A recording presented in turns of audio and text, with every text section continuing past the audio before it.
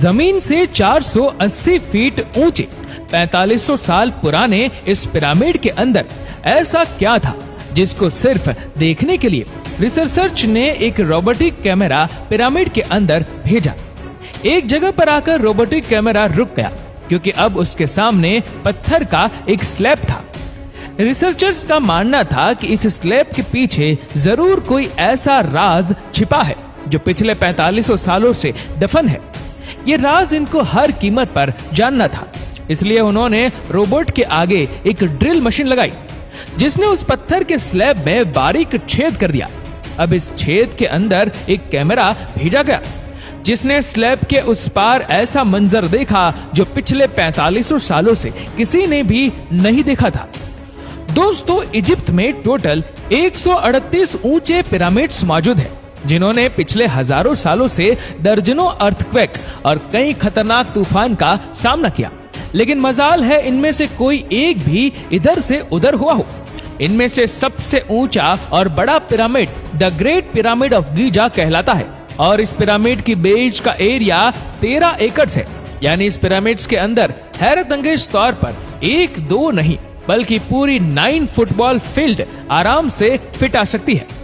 एक एस्टिमेट के हिसाब से इस पिरामिड में टोटल 23 लाख बड़े बड़े पत्थरों का इस्तेमाल हुआ, जिनमें से कई पत्थरों का वजन 50 टन भी था। अगर इसके टोटल वजन का अंदाजा लगाया जाए तो इस पैरामीटर का वजन 60 लाख टन है, जो 12 बुर्ज खलीफा के वजन के बराबर बनता है। लेकिन इतने ऊंचे और आलिशान पिरामिड बनाने का आखिर मकसद क्या था? हजारों साल पहले जब इंसान के पास कोई टूल्स भी मौजूद नहीं थे, तब इन पिरामिड की दीवारों को कैसे इंच बाय इंच लेवल किया गया, कैसे 50 टन वजनी पत्थरों को स्क्वायर शेप में काटकर बगैर क्रेन के ही 480 फीट ऊंचाई तक पहुंचाया गया। और इनको बनाने में ऐसे कौन से इंजीनियर्स का हाथ था जिन्होंने इन पिरामिड्स को अर्थक्वेक प्रूफ के साथ साथ इनकी तमाम साइड को एग्जैक्टली 51.5 डिग्री के एंगल पर सेट किया।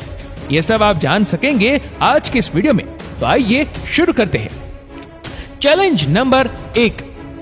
कई सदियों से मुख्तलिफ रिसर्च टीम इस पिरामिड्स कंस्ट्रक्शन टेक्निक जानने के लिए सिर पकड़कर बैठी थी कि आखिर इस पैरामीटर की हर side exactly north, south, east और वेस्ट पर बगैर कंपास के कैसे सेट की गई होगी।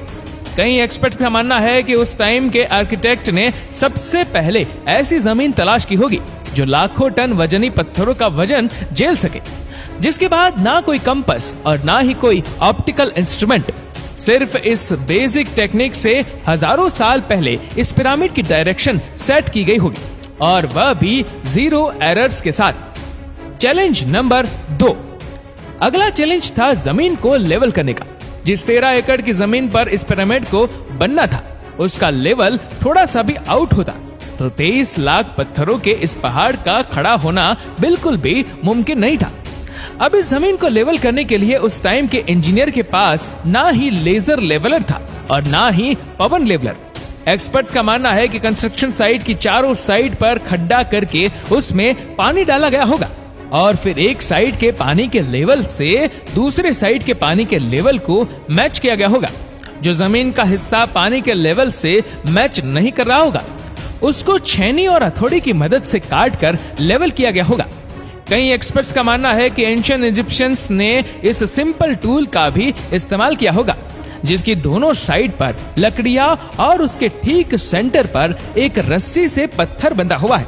अगर पत्थर जमीन से टच हो गया और उसकी रस्सी ठीक सेंटर लाइन पर आ रही होगी, तो इसका मतलब है कि बीच की जमीन परफेक्टली लेवल है। Challenge number 3। अब पिरामिड कंस्ट्रक्शन साइट पर डायरेक्शंस भी सेट थी, मार्किंग भी हो चुकी थी और जमीन का लेवल भी सेट था। अब बारी थी कंस्ट्रक्शन स्टार्ट करने की, जिसके लिए लाखों टन वजनी और बड़े पत्थर रिक्वायर्ड थे। लेकिन ये पत्थर काटने के लिए ना ही उनके पास ग्राइंडर थे और ना ही जैक हैमर। लेकिन फिर भी उन्होंने 50 टन वजनी पत्थर काटे भी और उनको स्क्वायर या रेक्टेंगल शेप भी दिया। लेकिन आखिर किसकी मदद से? जी हाँ, यही वह सिर्फ एक टूल था जिसकी मदद से पत्थरों को काटा गया।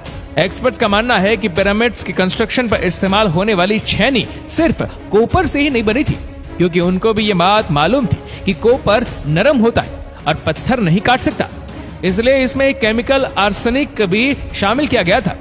कॉपर और आर्सेनिक से बनाई जाने वाली ये छेनी लकड़ियों के हथौड़ों से पत्थरों पर ठोकी जाती थी और कई घंटों की मेहनत के बाद बड़े बड़े पत्थर शेप में लाई जाती थी। Challenge number 4। अब ये खास किस्म का पत्थर जिसको आज लाइमस्टोन कहा जाता है, उसकी कटाई पिरामिड कंस्ट्रक्शन साइट गीजा से 250 किलोमीटर दूर टोरा के शहर में हो रही थी। अब मसला था इस पत्थर को गीजा तक ट्रांसपोर्ट करने का।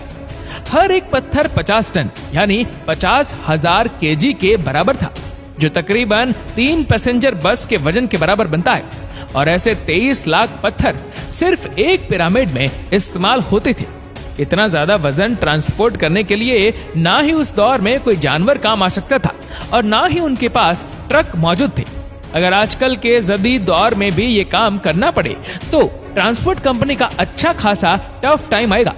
हैरतअंगेज तौर पर यह काम वर्कर्स और कश्तियों की मदद से किया गया। जी हाँ, टोरा और गीजा के दरमियान मौजूद रिवर का फायदा उठाया गया और बड़ी बड़ी कश्तियों में पत्थर लाद कर पिरामिड साइट पर पहुंचाए गए। एक्सपर्ट्स का मानना है कि यह काम इतना आसान नहीं था। शिफ्ट में इतने बड़े पत्थर की लोडिंग और अनलोडिंग में कम से कम भी 500 मजदूरों की आर्मी एक ही वक्त में लगाई गई होंगी। Challenge number 5। जो एक्सपर्ट की टीम पिरामिड के कंस्ट्रक्शन पर रिसर्च कर रही थी, उनको अब अपने कई सवालों के जवाब मिल चुके थे, लेकिन एक बात उनको हर वक्त सता रही थी कि लाइमस्टोन कट भी गए, ट्रांसपोर्ट भी हो गए और कंस्ट्रक्शन के दौरान एक के ऊपर एक लगना भी शुरू हो गए। लेकिन मसला ये था कि पत्थर इतनी ऊंचाई तक आखिर पहुंचाए कैसे गए होंगे। कई एक्सपर्ट्स का मानना है कि पिरामिड के कंस्ट्रक्शन से पहले ही ये प्लान कर लिया गया था। या तो ये स्पाइरल ट्रैक के जरिए ऊपर गए होंगे या फिर जिगजैग तरीके से। लेकिन ये बात तो तय है कि 50,000 केजी के पत्थर ऊपर मजदूरों की आर्मी की मदद से ही खींच कर गए होंगे। Challenge number 6। दोस्तों, बात सिर्फ लाखों मजदूरों छेनी हथौड़े से लाइमस्टोन काटने और इतने बड़े पत्थरों को ट्रांसपोर्ट करने की ही नहीं थी। इस पिरामिड्स के अंदर कंपार्टमेंट, उनके अंदर जाने का रास्ता और कई छोटी छोटी सुरंगें भी बनाई गई थी। बाकी सब चीजें तो ठीक थी, लेकिन एक चीज एक्सपर्ट्स को हैरान कर गई और वो ये थी कि कंपार्टमेंट के अंदर जो पत्थर इस्तेमाल हुआ था वह लाइमस्टोन नहीं बल्कि ग्रेनाइट था।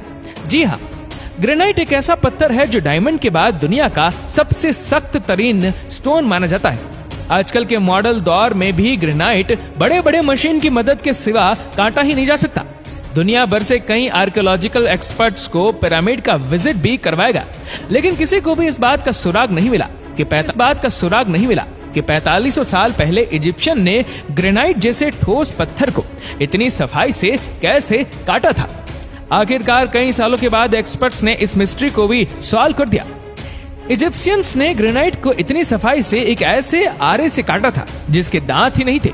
जी हाँ, बगैर दांत वाले इस आरे के दोनों साइडों पर वजन डालकर इसको ग्रेनाइट पर चलाया जाता था और बीच में बजरी डाली जाती थी।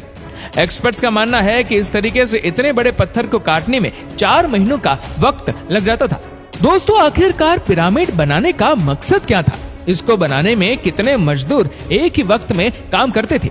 और रोबोटिक कैमरा ने जब पिरामिड के अंदर पत्थर के स्लैब में सुराख किया तो उसके अंदर वो कौन सा मंजर देखा गया जो पिछले 4500 सालों से किसी ने भी नहीं देखा था? ये सब और इससे भी ज्यादा आप जान सकेंगे इस वीडियो के पार्ट नंबर 2 में।